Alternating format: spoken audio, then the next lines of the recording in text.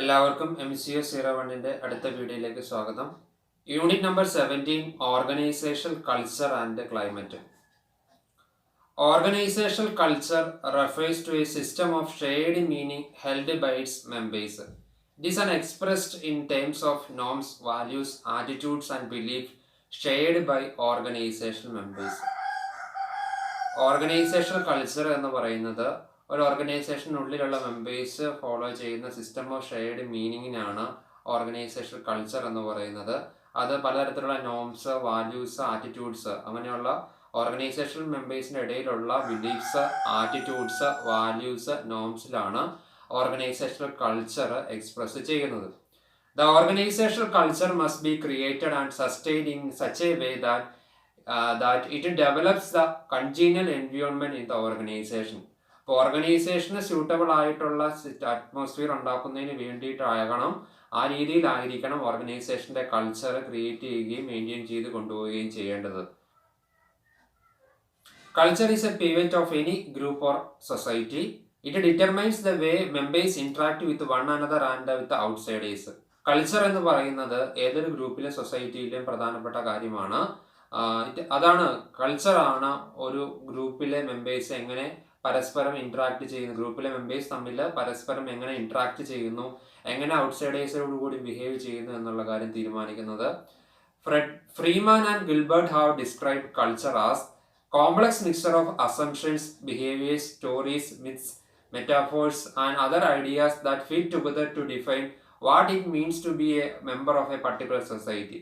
ഒരു സൊസൈറ്റിയുടെ മെമ്പർ ആയിരിക്കുന്ന സമയത്ത് ആ വ്യക്തിയിൽ ഉണ്ടാകുന്ന പലതരത്തിലുള്ള assumptions, behaviours, stories, myths, metaphors അങ്ങനെയുള്ള പലതരത്തിലുള്ള ഐഡിയാസ് കൂടി ചേരുന്നതാണ് കൾച്ചർ എന്നുള്ളതാണ് Freeman and Gilbert define.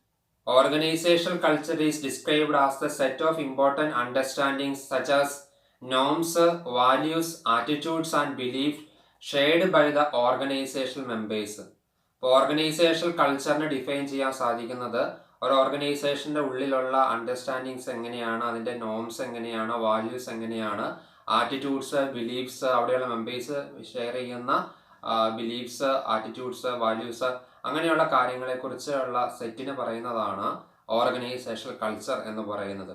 According to the recent understanding about organisational culture, the system of shared meaning among members is the essential core of organisational culture. Recent ആയിട്ട് നടത്തിയിട്ടുള്ള research എൻ്റെ meaning എന്ന് പറയുന്നത് organisational കൾച്ചറിൻ്റെ പ്രധാനപ്പെട്ട factor എന്ന് പറയുന്നത് ഓർഗനൈസേഷനുള്ളിലുള്ള മെമ്പേഴ്സിന് ഷെയർ ചെയ്യുന്ന സിസ്റ്റം ഓഫ് ഷെയർഡ് മീനിങ് ആണ്. അവരുടെ ഉള്ളിലുള്ള ആ വാല്യൂസ്, ബിലീഫ്സ്, തോട്ട്സ്, ആറ്റിറ്റ്യൂഡ്സ് ആണ്. സിസ്റ്റം ഓഫ് ഷെയർഡ് മീനിങ് ആണ് ഓർഗനൈസേഷൻ കൾച്ചറിൻ്റെ പ്രധാനപ്പെട്ട കോറായിട്ട്, ഫാക്ടറായിട്ട് വരുന്നത്.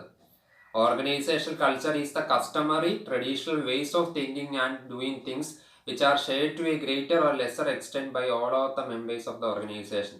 ഒരു ഓർഗനൈസേഷനിലെ മെമ്പേഴ്സ് ചിന്തിക്കുന്ന രീതി, അവരുടെ പ്രവർത്തനം എങ്ങനെയാണ് പ്രവർത്തിക്കുന്നത് എന്നുള്ള കാര്യങ്ങളാണ് ഓർഗനൈസേഷണൽ കൾച്ചറിൽ വരുന്നത് എന്നുള്ളതാണ് എലിയട്ട് ആൻഡ് ജാക്കേഴ്സ് ഡിഫൈൻ ചെയ്തിരിക്കുന്നത്. പല സ്റ്റഡീസിൽ നിന്നും ഓർഗനൈസേഷൻ്റെ പ്രധാനപ്പെട്ട ക്യാരക്ടറിസ്റ്റിക്സ് എന്ന് പറയുന്നത് ഒന്ന് ഇന്നോവേഷൻ ആൻഡ് റിസ്ക് ടേക്കിങ്ങും. ഒരു സ്ഥാപനത്തിൽ എംപ്ലോയീസ് എത്രത്തോളം ഇന്നോവേറ്റീവ് സ്റ്റെപ്സ് എടുക്കുന്നുണ്ട്, അവർ എത്രത്തോളം റിസ്ക് എടുക്കാൻ തയ്യാറാകുന്നുണ്ട് എന്നുള്ളത് ഓർഗനൈസേഷണൽ കൾച്ചറിനെ ആശ്രയിച്ചാണ് ഇരിക്കുന്നത്. ഒന്നാമത്തെ ക്യാരക്ടറിസ്റ്റിക്സ് ആണ് ഇന്നോവേഷൻ ആൻഡ് റിസ്ക് ടേക്കിങ്. രണ്ടാമത് പറയുന്നുണ്ട് attention to detail. The degree to which employees are expected to pay attention to detail. ഓരോ ചെറിയ കാര്യങ്ങൾക്കും എത്രത്തോളം അറ്റൻഷൻ എംപ്ലോയീസ് കൊടുക്കുന്നുണ്ട് എന്നുള്ളതും ഓർഗനൈസേഷണൽ കൾച്ചറിനെ ആശ്രയിച്ചാണ് ഇരിക്കുന്നത്. മൂന്നാമത് പറയുന്നുണ്ട് outcome orientation. The degree to which management focus outcome rather than on process to achieve the outcome. ഔട്ട്കമ്മിലോട്ട് എത്തുന്നതിന് വേണ്ടിയിട്ട് മാനേജ്മെന്റ് അതിൻ്റെ പ്രോസസ്സിന് എത്രത്തോളം പരിഗണന കൊടുക്കുന്നുണ്ട് എന്നുള്ളതും പ്രോസസ്സിന് എത്രത്തോളം ഇമ്പോർട്ടൻസ് കൊടുക്കുന്നുണ്ട് എന്നുള്ളതും ഓർഗനൈസേഷണൽ കൾച്ചറിൻ്റെ ഭാഗമായിട്ട് വരുന്നതാണ്. People orientation. The degree to which management gives attention to effect of decisions on people working in organisation and in shareholders. എത്രത്തോളം മാനേജ്മെന്റ് ഡിസിഷൻ മേക്കിങ്ങിൽ ആളുകൾ, അവിടെ വർക്ക് ചെയ്യുന്ന ആളുകളെയും ഷെയർ ഹോൾഡേഴ്സിനെ കൺസിഡർ ചെയ്യുന്നുണ്ട് എന്നുള്ളതും ഓർഗനൈസേഷൻ കൾച്ചറിൻ്റെ ക്യാരക്ടറിസ്റ്റിക്സിൽ പെട്ടതാണ്. അടുത്ത പറയുന്നത് team orientation.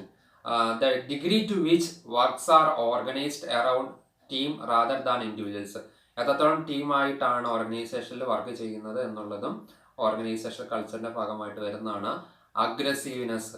The degree to which people are aggressive or competitive rather than easy going. എളുപ്പത്തിന് മുന്നോട്ട് പോകുന്നതിനേക്കാളും എത്രത്തോളം അഗ്രസീവ്നെസ്, അതായത് കാര്യങ്ങൾ ചെയ്യാനുള്ള പ്രേരണ അവരുടെ ഉള്ളിലുണ്ട്, എത്രത്തോളം കോമ്പറ്റേറ്റീവ് ആയിട്ടുള്ള ഫോഴ്സ് അവരുടെ ഉള്ളിലുണ്ട് എന്നുള്ളതും ക്യാരക്ടറിസ്റ്റിക്സിന്റെ ഭാഗമായിട്ട് വരുന്നതാണ്.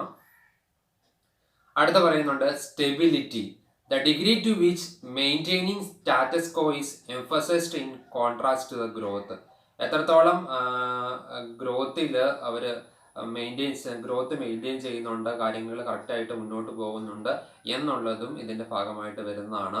Individual autonomy.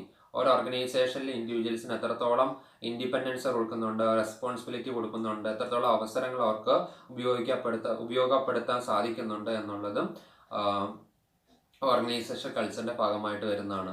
അടുത്ത പറയുന്നുണ്ട് structure. The degree of rules and regulations and the amount of direct supervision. എത്രത്തോളം റൂൾസും റെഗുലേഷൻസും അതിലുണ്ട്, അത് എത്രത്തോളം ഡയറക്റ്റ് സൂപ്പർവിഷൻ ചെയ്യുന്നുണ്ട്, ഓരോരുത്തരുടെ ബിഹേവിയർ ഓവർസീ ചെയ്യുന്നതിന് വേണ്ടിയിട്ട്, കൺട്രോൾ ചെയ്യുന്നതിന് വേണ്ടി, ഇങ്ങനെയുള്ളതും ഓർഗനൈസേഷണൽ കൾച്ചറിന്റെ ഭാഗമായിട്ട് വരുന്നതാണ്.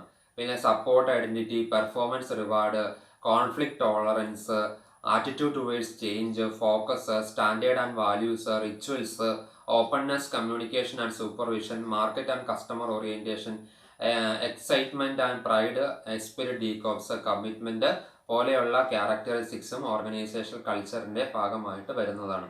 അപ്പോൾ റീസെന്റ് ആയിട്ട് നടന്ന സ്റ്റഡിയുടെ ഭാഗമായിട്ട് ഓർഗനൈസേഷൻ കൾച്ചറിന്റെ പ്രൈമറി ക്യാരക്ടറിസ്റ്റിക്സിനെ കുറിച്ചാണ് നമ്മൾ പറഞ്ഞത്.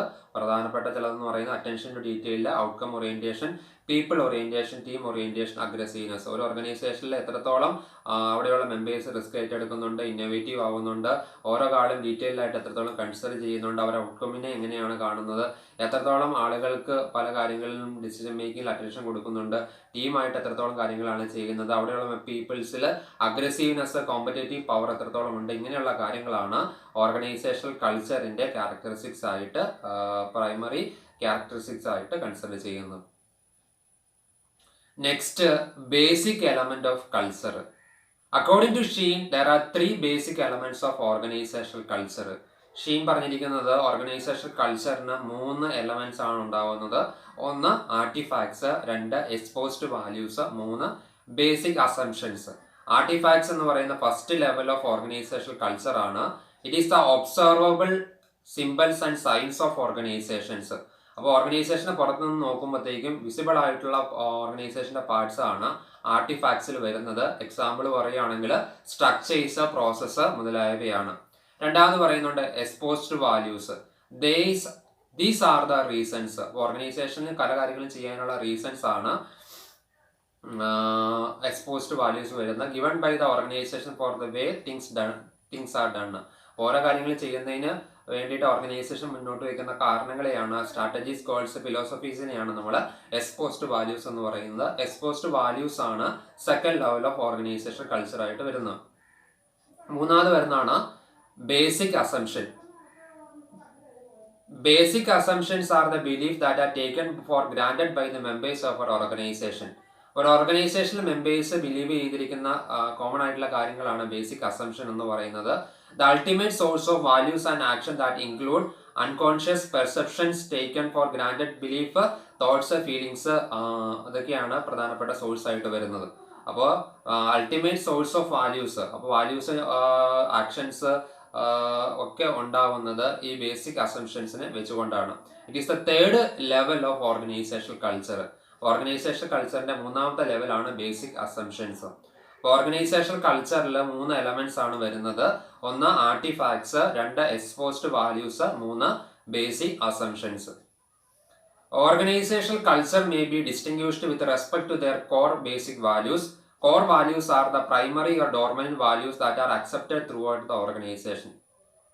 ഓർഗനൈസേഷൻ കൾച്ചറും ഓർഗനൈസേഷൻ കോർ വാല്യൂസും നമ്മൾ ഡിസ്റ്റിംഗ്വിഷ് ചെയ്യേണ്ടതാണ്, പ്രത്യേകം മനസ്സിലാക്കേണ്ടതാണ്. കോർ വാല്യൂസ് എന്ന് പറയുന്നത് ഓർഗനൈസേഷന്റെ ഉള്ളിൽ അക്സെപ്റ്റ് ചെയ്തിരിക്കുന്ന ഡോർമെന്റ് ആയിട്ടുള്ള വാല്യൂ സിസ്റ്റമാണ് കോർ വാല്യൂസ് എന്ന് പറയുന്നത്. Core values determine the dominant ഓർഗനൈസേഷന്റെ കൾച്ചർ എങ്ങനെയാണ് തീരുമാനിക്കുന്നത്? കോർ വാല്യൂസ് ആണ്. Thus dominant culture reflects the core values that are shared by most of the members of the organisation. അപ്പോൾ ഡോമിനന്റ് കൾച്ചർ, ഓർഗനൈസേഷന്റെ പ്രധാനപ്പെട്ട കൾച്ചർ, ഡോമിനന്റ് കൾച്ചർ അത് core വാല്യൂസിന്റെ വെച്ചുകൊണ്ടാണ് ഓർഗനൈസേഷൻ മെമ്പേഴ്സ് എത്രത്തോളം കോർ വാല്യൂസ് ഷെയർ ചെയ്യുന്നുണ്ട്, ഫോളോ ചെയ്യുന്നുണ്ട്, അതിനനുസരിച്ചാണ് ഓർഗനൈസേഷന്റെ ഡോമിനന്റ് കൾച്ചർ വരുന്നത്.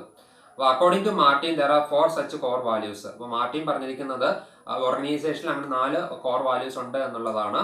Sensitivity to the needs of customers and employees. എംപ്ലോയീസിന്റെ കസ്റ്റമേഴ്സിന്റെ നീഡ്സിനോട് എത്രത്തോളം സെൻസിറ്റീവ് ആണ്, എന്തോരം കൺസിഡർ ചെയ്യുന്നുണ്ട് എന്നുള്ളതാണ് ഒന്നാമത്തെ കോർ വാല്യൂ ആയിട്ട് വരുന്നത്. 2, freedom to initiate new ideas. എത്രത്തോളം ഫ്രീഡം ഒരു ഓർഗനൈസേഷനിൽ പുതിയ ഐഡിയ കൊണ്ടുവരുന്നതിനുണ്ട് എന്നുള്ളതും. Willingness to tolerate new risk. പുതിയ റിസ്ക് എത്രത്തോളം ഏറ്റെടുക്കുന്നുണ്ട് എന്നുള്ളതും. Openness to communication problems. Communication problems എത്രത്തോളം ഓപ്പൺ ആയിട്ടാണ് കാണുന്നത് എന്നുള്ളതും ഓർഗനൈസേഷന്റെ കോർ വാല്യൂസിനെ വെച്ചുകൊണ്ടാണ്. അപ്പോൾ കോർ വാല്യൂസ് ആണ് ഓർഗനൈസേഷന്റെ ഡോമിനന്റ് കൾച്ചർ ഡെവലപ്പ് ചെയ്യുന്ന പ്രധാനപ്പെട്ട ഫാക്ടറായിട്ട് വരുന്നത്. Various studies suggested that national culture has a great impact on the employees than does their organizational culture. The factors should be taken into consideration while applying the behavior intervention in the multicultural organization. ഇപ്പോൾ പലതരത്തിലുള്ള culture നിലനിൽക്കുന്ന ഒരു ഓർഗനൈസേഷനിൽ behaviour intervention, അവരുടെ behaviour control ചെയ്യുന്നതിന് വേണ്ടി ശ്രമിക്കുമ്പോഴത്തേക്കും പല കാര്യങ്ങൾ ഓർഗനൈസേഷൻ കൺസിഡർ ചെയ്യേണ്ടതാണ്.